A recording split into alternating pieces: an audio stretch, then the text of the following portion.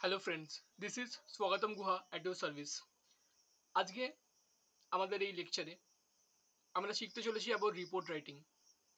Report writing very essential in various exams such as WBCS, SI exams, miscellaneous clerical, WBCS, judiciary and every other exams. Report writing is very essential. শুধুমাত্র যদি WBCS এর কথা বলা হয়, স্ক্রিনে দেখতে পাচ্ছ 200 ওয়ার্ডের রিপোর্ট লিখতে হয়, 40 নম্বর দেওয়া হয়, 40 নম্বর। যেখানে WBCS এ এক আধা নম্বরও ম্যাটার করে, সেখানে এই একটা জিনিসে একটা টপিকে 40 নম্বর। এবার টপিকে ঢুকি। টপিক হচ্ছে আমাদের রিপোর্ট রাইটিং। রিপোর্ট রাইটিং দুটো টাইপের হয়, জেনারেলি দুটো টাইপের হয়। একটা হচ্ছে গিয়ে ইনসিডেন্ট অ্যাকর্ডিং রিপোর্ট রাইটিং। ধরো কিরকম, আমি এক্সাম্পল দিয়ে বলছি। এই জায়গায় আগুন লেগেছে, রিপোর্ট লেখো। হসপিটালের খারাপ অবস্থাকে নিয়ে রিপোর্ট লেখো। পার্কের খারাপ অবস্থাকে নিয়ে রিপোর্ট লেখো। ইনসিডেন্ট অনুযায়ী রিপোর্ট লেখো। বা এরকমও রিপোর্ট আসতে পারে টপিক ওরিয়েন্টেড। যেমন স্ক্রিনে তোমরা দেখতে পাচ্ছ, বাক স্বাধীনতা, বাক স্বাধীনতার উপরে লিখতে বলেছে। ইন্ডিয়াতে যে বাক স্বাধীনতা সেই অনুযায়ী লিখতে বলেছে, ঠিক আছে। এবার এরকম যদি টপিক ওরিয়েন্টেড থাকে, যেমন বেসিক্যালি বাক স্বাধীনতা একটা, তুমি বলতে পারো একটা ফিলোসফিক্যাল একটা দিক আছে, একটা রেভলিউশনারি দিক আছে এই টপিকটার। এই টপিক হবে ক্যাটাগরি 2 এর টপিক। ক্যাটাগরি 1 যেটা হচ্ছে ইনসিডেন্ট ওরিয়েন্টেড, সেটার ব্যাপারে আমি একটু বলে দিই। যে যদিও আজকে আমরা ক্যাটাগরি 2 এর ব্যাপারেই বলবো, অন্য কোনো লেকচারে আমরা ক্যাটাগরি 1 কে ডিসকাস করবো। ইনসিডেন্ট রিলেটেড কি, তবু আমি একটুখানি ছুঁয়ে চলে যাই। ইনসিডেন্ট রিলেটেড যখনই কোনো আমাদের টপিক থাকবে, সেটাকে আমরা কিভাবে লিখবো সেটা আমরা লিখবো। প্রথমেই আমরা শুরু করব, ফার্স্ট প্যারাগ্রাফে লেখা থাকবে ইনসিডেন্টে কি হয়েছে। ধরো লেখা থাকলো গার্ডেন নিচে বিল্ডিং ভেঙে পড়েছে, রিপোর্ট লিখুন, 200 ওয়ার্ডের 40 নম্বর। তো লেখা থাকবে সাম্প্রতিক কালে এই তারিখে গার্ডেন নিচের এততলা বিল্ডিং ভেঙে পড়েছে, এতজন আহত, এতজন নিহত, পুলিশ রেস্কিউ করছে, দমকল রেস্কিউ করছে, হ্যানা ত্যানা। এইভাবে বলে শুরু করবে, প্যারাগ্রাফ শুরু হয়ে গেল। এরপরে তার ব্যাকগ্রাউন্ড, কিভাবে কি বিল্ডিং নির্মাণ হয়েছিল, ইলিগাল বিল্ডিং, হ্যানা ত্যানা, কি কি করা উচিত ছিল, কি কি করা হয়নি, চিফ মিনিস্টার এখানে এসে কি বলেছেন। চিফ মিনিস্টার নাম নেবেন না ভুল করেও, কারোর নাম লেখা যাবে না। চিফ মিনিস্টার এসে কি বলেছেন, আমাদের কলকাতার মেয়র, এনারও নাম নেবেন না, কি বলেছেন, বিভিন্ন ইঞ্জিনিয়াররা কি বলেছেন, কলকাতা হাইকোর্টের জাস্টিসের নাম নেবেন না, কি বলেছে, এই করে লেখা হবে। কিন্তু আজকের টপিক হচ্ছে, আমরা এখানে দেখতে পাচ্ছি, এটা কিন্তু ইনসিডেন্ট রিলেটেড টপিক না। এটা একটু বলতে পারো এই টপিকের ফিলোসফিক্যাল সাইড আছে একটা, বাক স্বাধীনতা। টপিক কোশ্চেনটা এটা ছিল বাক স্বাধীনতা নিয়ে লেখো। সেখানে প্রথমে আমরা জানি, যখনই আমরা লিখবো, আচ্ছা আমি আমার ফেসকে হাইড করে নিই।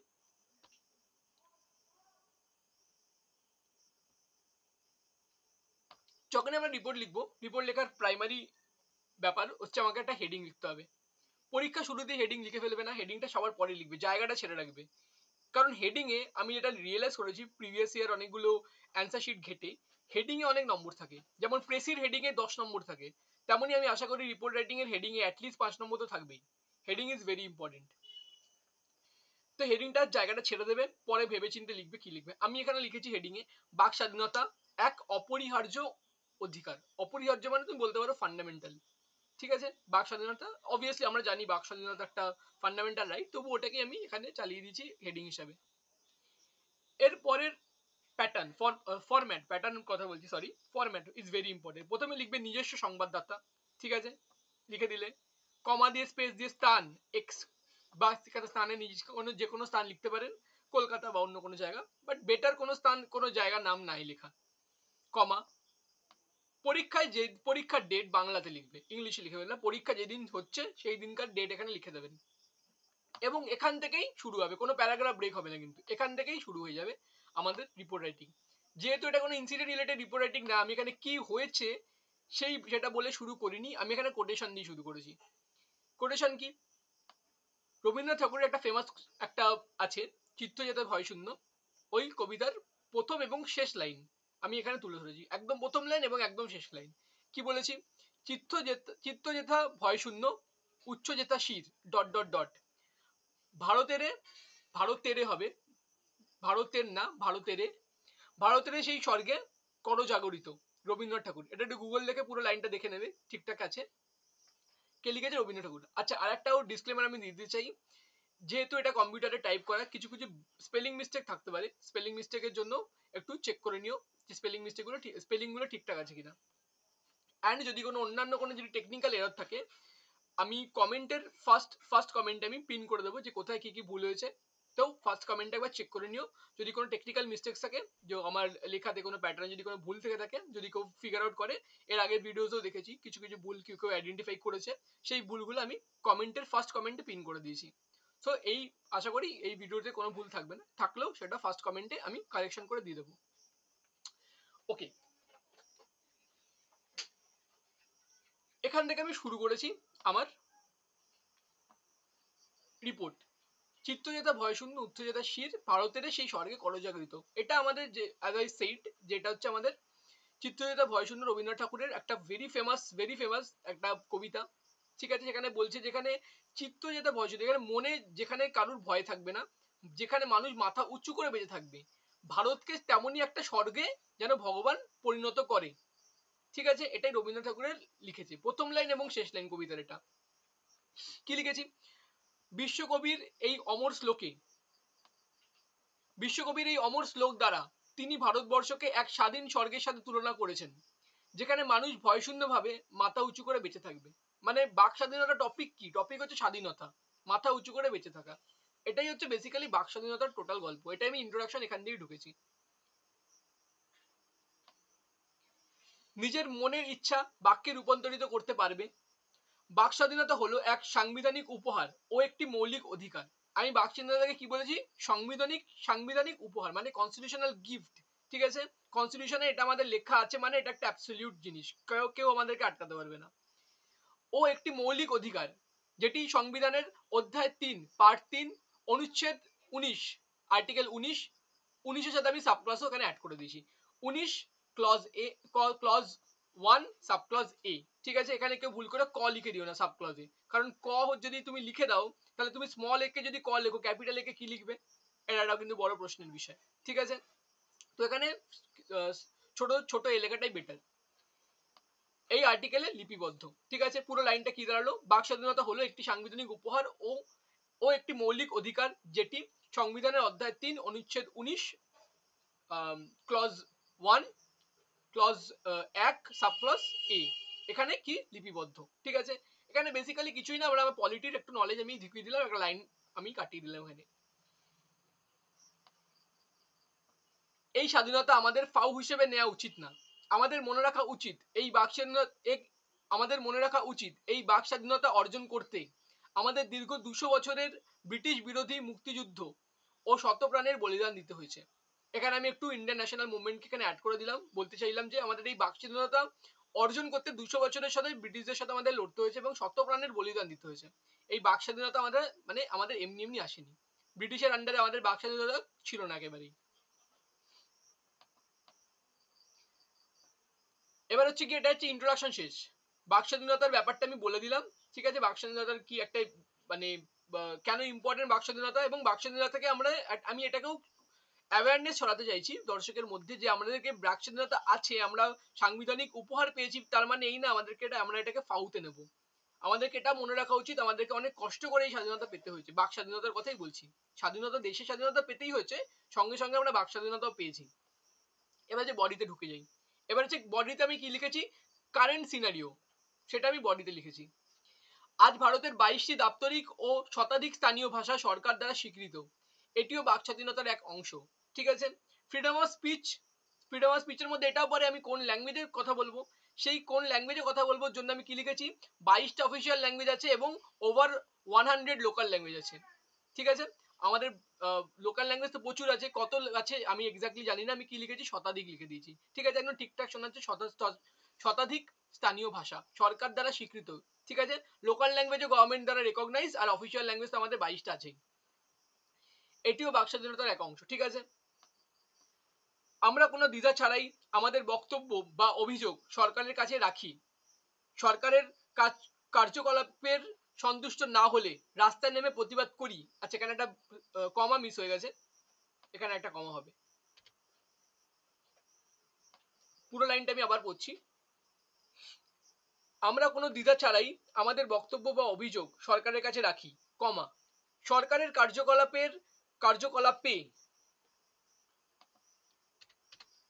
কার্যকলাপে সন্তুষ্ট না হলে রাস্তায় নেমে প্রতিবাদ করি।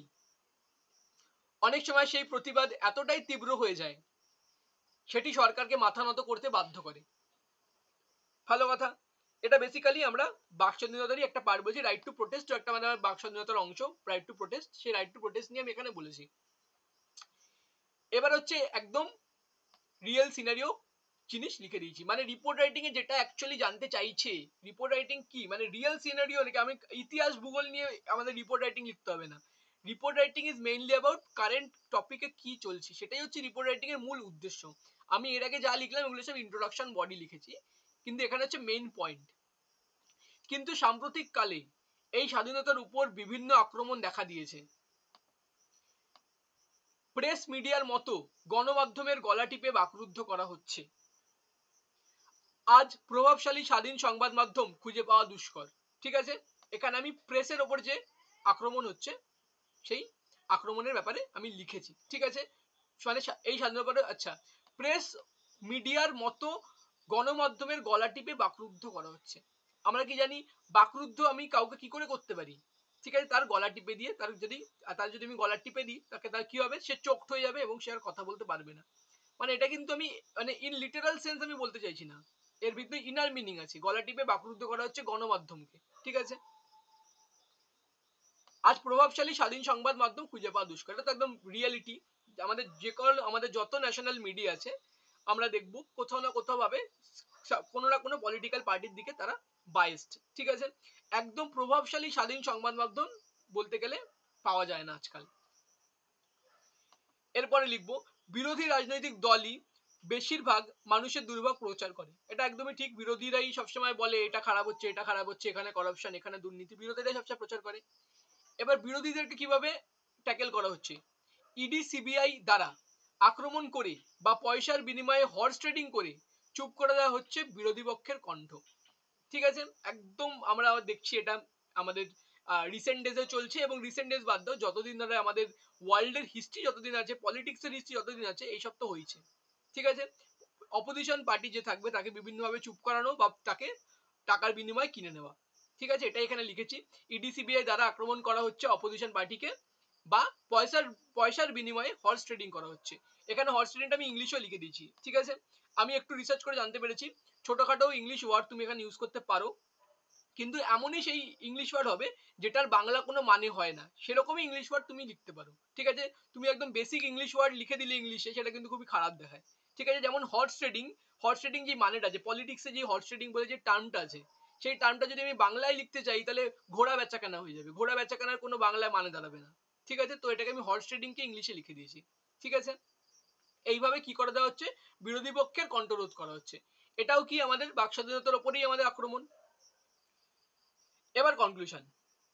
আমাদের বিশ্ব একাধিক একনায়ক বা ডিক্টেটর দেখেছে এবং এখনো দেখছে। ঠিক আছে, ডিক্টেটরের বাংলা হচ্ছে একনায়ক। ঠিক আছে, এবং দেখো আমি কি লিখেছি, এবং এখনো দেখছে। ঠিক আছে, আমাদের বিশ্ব থেকে কিন্তু ডিক্টেটরশিপ চলে যায়নি, কোনো না কোনো ভাবে আমরা বিভিন্ন দেশ দেখতে পাই যারা এখনো কিন্তু ডিক্টেটরশিপের আন্ডারেই বেঁচে আছে। ঠিক আছে, এখনো অনেক দেশ ইতিহাস মানে আমাদের ওয়ার্ল্ডে আছে, তারা বড় বড় দেশ, তাদের বড় বড় ইকোনমি, কিন্তু দেখবে কোনো না কোনো দিক থেকে তারা কিন্তু কোনো না কোনো ডিক্টেটরশিপের আন্ডারে আছে। কিন্তু সময়ের চক্র ঘোরে, এখানে ঘোরে হবে, এখানে টেকার হবে, একটা একার হবে এখানে। আচ্ছা, কিন্তু সময়ের চক্র ঘোরে এবং মানুষ নিজের অধিকার ছিনিয়ে নেয়। এটা একদমই ঠিক। বিভিন্ন আমাদের বিশ্বের ইতিহাসে বিভিন্ন ডিক্টেটরশিপ এসছে, মুসোলিনি এসছে আমাদের, তারপর আমরা দেখতে পাবো স্ট্যালিন আছে, আমাদের হিটলার আছে, এবং বিভিন্ন ডিক্টেটর মাও জেডং, বিভিন্ন জায়গায় বিভিন্ন টাইমে ডিক্টেটররা ছিল। কিন্তু সময়ের চক্র ঘুরেছে এবং রেভলিউশন হয়েছে, রেভলিউশন হয়ে মানুষ নিজের অধিকার ছিনিয়ে নিয়েছে। ঠিক আছে, এবং আজও যেখানে যেখানে একনায়ক তন্ত্র চলছে সেখানে সেখানেও সেম জিনিস ভবিষ্যতে হতে চলেছে। ভালো কথা। ভারতের বর্তমান প্রেস স্বাধীনতা ইন্ডেক্সের স্থান শোচনীয়। এটা একদমই ঠিক, এটা কিন্তু কেউ ডিনাই করতে পারবে না যে ভারতের যে প্রেস ফ্রিডম ইন্ডেক্সের অবস্থা কি। ঠিক আছে, যদি ইন্ডেক্স পরীক্ষার সময় মনে থাকে লিখে দিও, মনে থাকা উচিত, এটা একদম বেসিক কনসেপ্ট। 161তম 180-র মধ্যে, এখানে ভুল করে 40 লিখে দিয়েছি, এটা 80 হবে, 161তম 180-র মধ্যে, মানে মানে নিচের দিকে, খুবই খারাপ অবস্থা। তাই আমাদের উচিত এই অমূল্য সম্পদকে বক্ষমাজে রক্ষা করা। অমূল্য মানে প্রাইসলেস, ঠিক আছে? আমাদের যে বাক স্বাধীনতা একটা অমূল্য সম্পদ, একবার যদি চলে যায় এটাকে ফেরত আনা কিন্তু খুব মুশকিল। এটাকে কি করবো আমরা? বক্ষমাজে রক্ষা করবো, মানে বুকের মাঝে আমরা জড়িয়ে ধরে এটাকে প্রোটেক্ট করবো, ঠিক আছে? প্রতিবেদন সমর্থ করা যাক রবি ঠাকুরের আরেক অমর শ্লোকে, আমরা সবাই রাজা আমাদের এই রাজার রাজত্বে, নইলে মোদের রাজার সাথে মিলবো কি সত্যে। ভেরি ফেমাস, ভেরি পপুলার একটা রবীন্দ্রসঙ্গীত।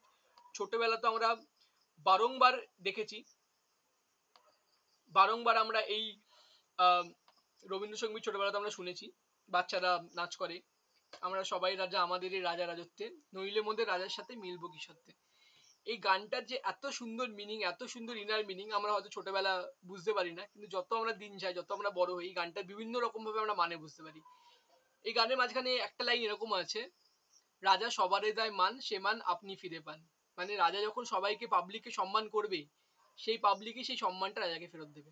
কিন্তু রাজা যদি অ্যারোগেন্ট হয়, পাবলিকের কথা না শোনে, পাবলিককে পাত্তা না দেয়, তাহলে পাবলিক কি করবে? সেই দেখালাম, এইখানেই লেখা আছে, আমার রিপোর্টেই লেখা আছে, রেভলিউশন হবে, এবং রেভলিউশন প্রত্যেকটা ডিক্টেটরশিপকে শেষ করবে। তো এটাই হচ্ছে আমার রিপোর্ট রাইটিং। আচ্ছা, রিপোর্ট রাইটিং আর একটা জিনিস ভেরি এসেনশিয়াল, তোমার কত ওয়ার্ড হয়েছে তুমি যদি পারো নিচে এখানে লিখে দাও, ঠিক আছে? একটা আন্দাজ করে লিখে দাও, গুনতে বসবে না, পরীক্ষার সময় কম থাকে। লিখে দাও 195 ওয়ার্ডস। কম কম লিখবে, 200-র উপরে ওয়ার্ড লিখে দিও না, 200 ওয়ার্ড লিমিট দেওয়া আছে। তোমার 200-র উপরেও যদি ওয়ার্ড হয়, যদি 220-ও হয়, এখানে 200 লিখে ছেড়ে দাও। কারণ জেনারেলি টিচারের তো আর অত সময় নেই বসে বসে প্রত্যেকজনের পেপারে গুনবে কতগুলো আছে। টিচারদের বেসিক্যালি কি করে, টিচাররা প্রথম লাইন গুলে মাল্টিপ্লাই করে নেয় নাম্বার অফ লাইন্স, অথচ টিচারদের একটা চোখের আন্দাজ থাকে, মেইনলি চোখের আন্দাজে টিচার দেখে বুঝে যায় বেশি আছে না কম আছে, ঠিক আছে? অলরাইট, নেক্সট যদি চান্স হয়, আমরা টপিক রাইটিং, একটা ইনসিডেন্ট ওরিয়েন্টেড টপিক রাইটিং লিখে নেব, ঠিক আছে? Alright, thank you so much, and I also recommend you guys to go through this channel, because in this channel there is English descriptive series as well as there are GS videos of history, polity, and etc. This is a very useful channel, and also go through the previous year paper, original previous year papers are reviewed on this channel. Also go through those videos as well, and thank you so much. I wish you guys all the best for the upcoming exams.